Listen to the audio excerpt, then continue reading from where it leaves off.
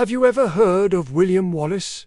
Yeah, me neither. After years of leading the Scottish resistance against England, Wallace was betrayed by one of his own, Sir John de Mary. Captured in 1305, Wallace was dragged in chains to London, not for a fair trial, but for a message. King Edward I wanted to send a message to all Scotsmen.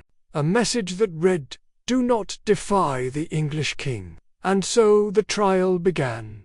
There was no jury.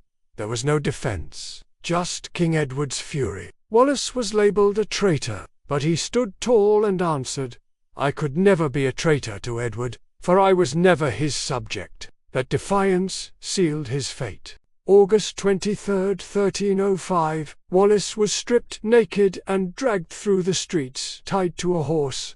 People jeered, some wept, but what came next silenced even his enemies. He was hanged, but not to death.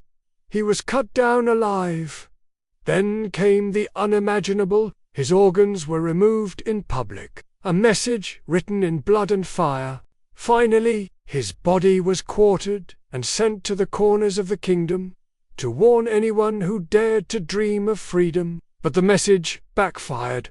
Wallace's agony became a spark. Years later, Scotland rose again. He died brutally, but he never surrendered. William Wallace didn't just become a legend, he became freedom itself. Now check out this other story about the Scottish uprising. The story of Robert the Bruce, or this story about a mysterious castle in the middle of nowhere that was never meant to be found.